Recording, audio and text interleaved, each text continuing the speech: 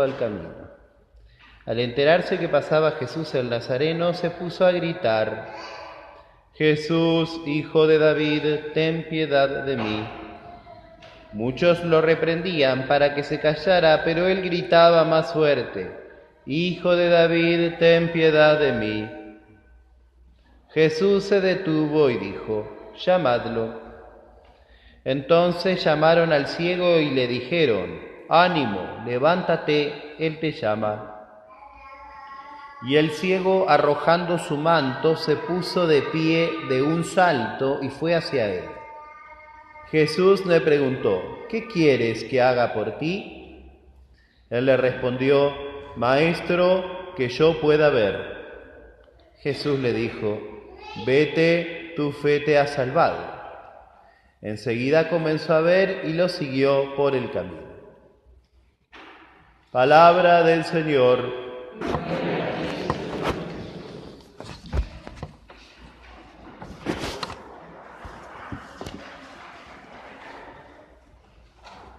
En la Sagrada Escritura, la ceguera es un símbolo de la incapacidad natural que tenemos nosotros, los seres humanos, de conocer a Dios, ¿no? Y de verlo, de contemplar.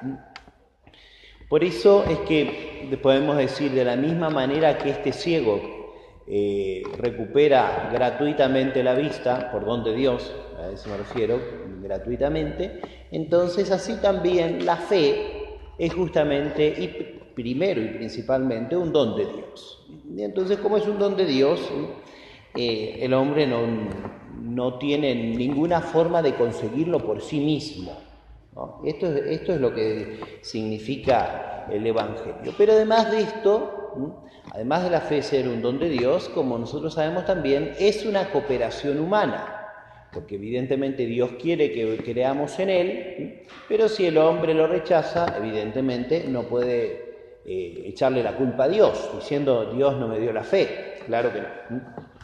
Esto también se va a ver aquí en el Evangelio. Así que ante todo este hombre recupera la visión para que nosotros nos demos ante todo cuenta que la fe es un don de lo alto. Como dice Cristo: «Nadie puede venir a mí si el Padre no lo atrae». Así que creer en nuestro Señor es un don de la gracia. Pero además de ese don de la gracia, es necesario que la fe llegue a nosotros a través de que alguien que nos enseñe, ¿no? San Pablo dice en la carta a los Romanos: «Fidex ex auditu», que quiere decir la fe viene por el oído, ¿no? Por lo que escuchamos, ¿no? Nosotros, si tenemos fe, justamente es porque alguien nos comentó, nos dijo: «Cree en Cristo», ¿no? Nosotros nos adherimos a la palabra de Dios y creemos en Él porque también aquí pasó con el ciego, ¿no? Alguien le dijo que era Jesús el que venía.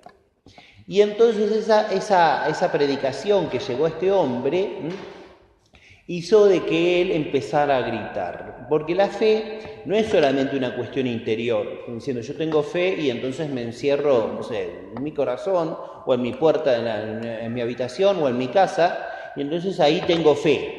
No, porque la fe es necesario que sea proclamada, ¿no? Que sea profesada, que sea manifestada públicamente.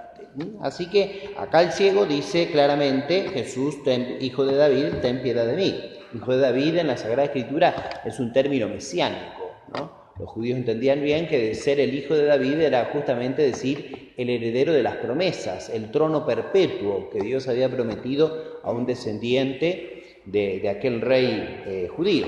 Por lo tanto, era una profesión de fe clara, quizás incompleta, pero sí clara. Así que nuestro Señor es proclamado como el Mesías por este hombre. Nosotros también tenemos que profesar esa fe.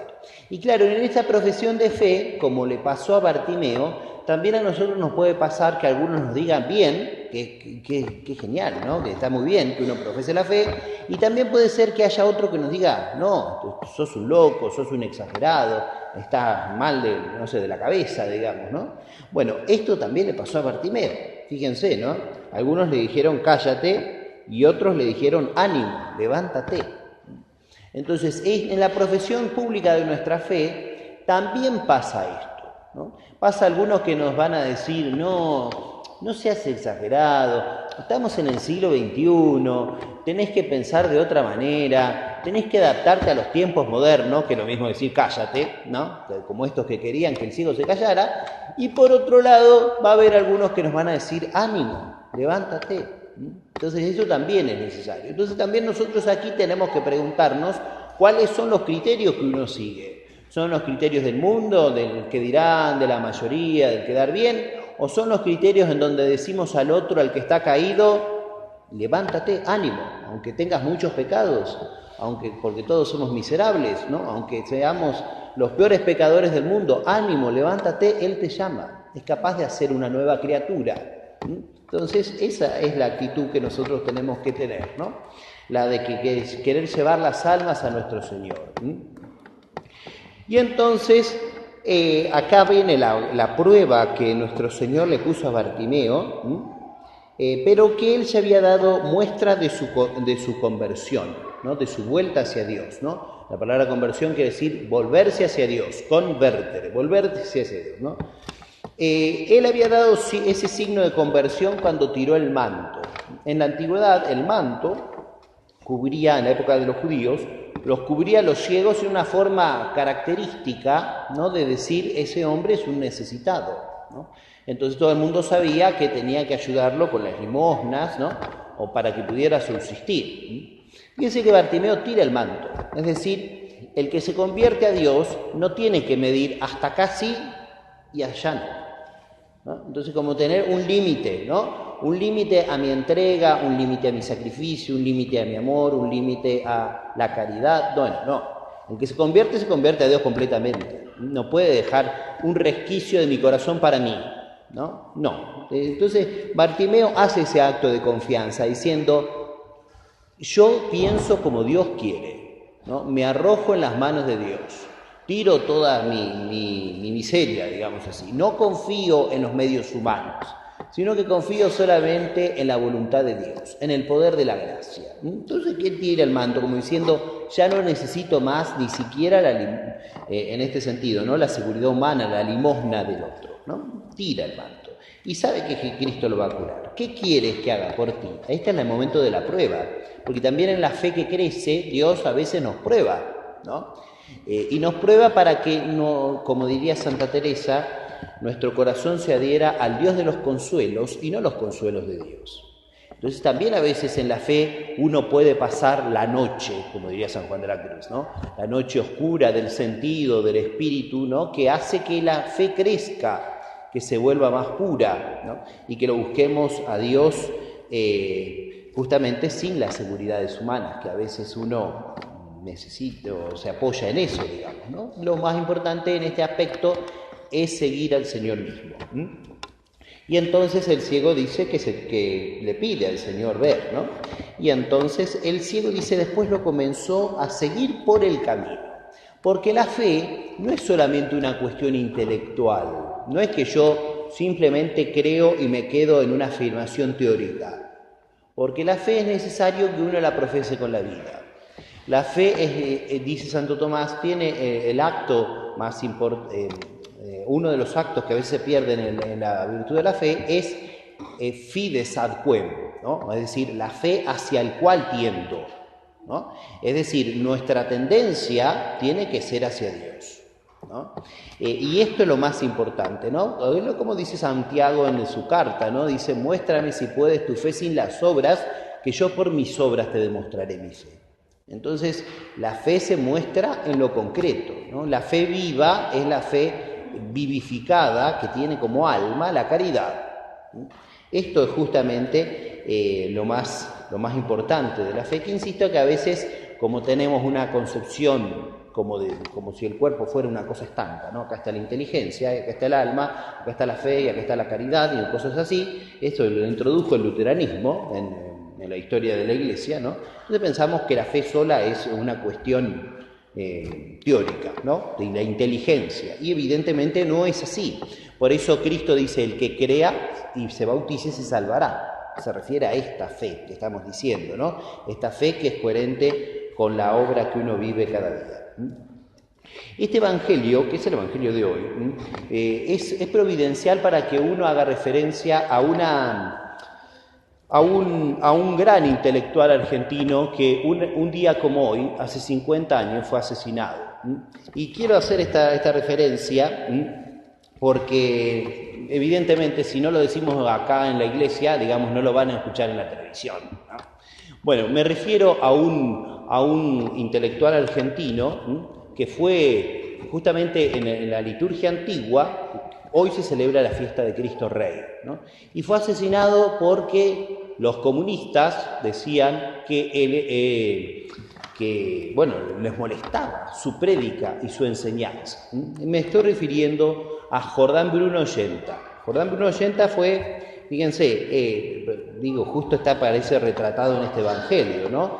Porque su padre le puso Jordán Bruno porque en honor a aquel hereje del medioevo, ¿no? Que había renegado de la fe, ¿no? O sea, como un acto de rebeldía hacia la fe, ¿no? Él quiso estudiar filosofía, pero estudió filosofía, obviamente en la Universidad de Buenos Aires, en ese momento, le dieron otra filosofía distinta, digamos, ¿no? No la filosofía realista.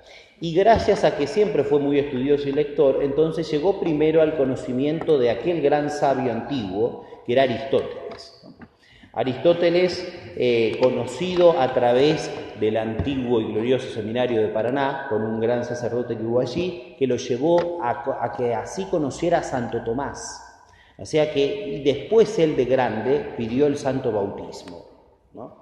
Fíjense que también en la vida de Ollenta se observa esto, ¿no? Alguien que le dice no creas, como era el padre, su mismo padre, ¿no? o la universidad, y alguien que le dijo ánimo, levántate y él te llama.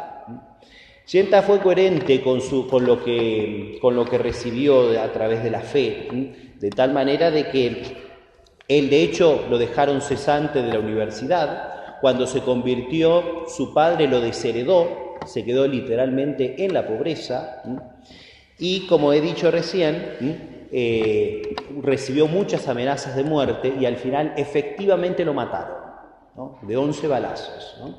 ¿Qué hizo cuando lo mataron? Se hizo la señal de la cruz, ¿no?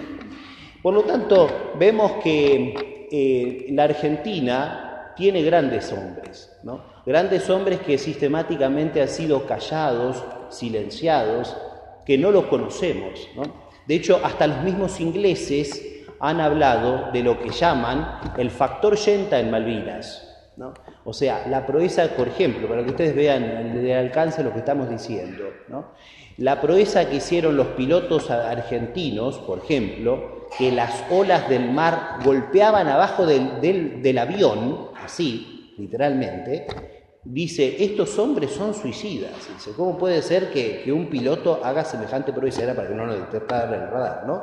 Entonces, ¿cómo lo explican? Lo explican justamente por la prédica de este hombre, ¿no? Que fue un gran formador de las Fuerzas Armadas de la Nación, ¿no? Por eso justamente sabían los comunistas a quién tenían que matar, ¿no? También en diciembre se van a cumplir también 50 años de que asesinaron a otro gran hombre argentino, Carlos Alberto Saccheri, ¿no? Pero insisto, como nos han predicado un cristianismo adulterado, light, digamos, ¿no? Como han silenciado sistemáticamente a las grandes figuras, ¿no? Porque no quieren que nos contagiemos de ese espíritu. Ollenta decía, un valiente es capaz de mover a una multitud de cobardes. Entonces, los valientes los callan, ¿no? Los tapan, ¿no? Porque no sea cosa que se enciendan los cobardes. Los cobardes somos nosotros, ¿no? Cuando no queremos profesar públicamente nuestra fe y nos da miedo, ¿no? O tememos el qué dirán o que nos señalen con el dedo, digamos, ¿no? Por eso, Ollenta, que nos enseñe él, ¿no? que enseñaba claramente la realeza social de nuestro Señor Jesucristo, que decía que tenemos que servir siempre a Cristo como nuestro Rey en todo momento, con nuestros pensamientos, con nuestras palabras, con nuestras acciones, con lo que hacemos y con lo que dejamos de decir. Que todo sea por y para la gloria de Dios, en la vida pública y en la vida privada. Y claro, esa prédica no la van a poder callar, ¿no? Entonces, claro, van a recurrir a la violencia. El mártir es el que vence la violencia con el testimonio de su fe, porque la sangre de los mártires es semilla de nuevos cristianos. Pidamos entonces a este gran hombre, no está canonizado, pero evidentemente ha tenido una vida ejemplar, pidámosle que nosotros nos encendamos ese espíritu, que nos demos cuenta que en la Argentina, nosotros indignamente, pero realmente tenemos que decir, tenemos mártires, tenemos santos, tenemos patriotas y tenemos hombres sabios. Si no los conocemos, somos parte de esta ignorancia que he dicho antes, ¿no? Bueno, hoy justamente se cumplen 50 años de la muerte de alguien que nos tiene que encender con su testimonio. Pidamos a la Virgen Santísima que nos dé a nosotros la gracia de no temer profesar nuestra fe.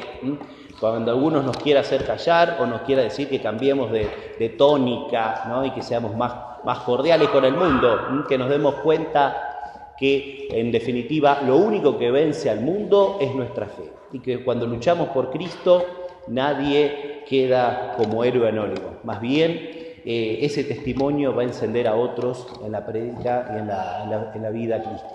Pidamos a la Virgen entonces la gracia que nos encendamos con este testimonio para que nuestra fe sea coherente con nuestras obras.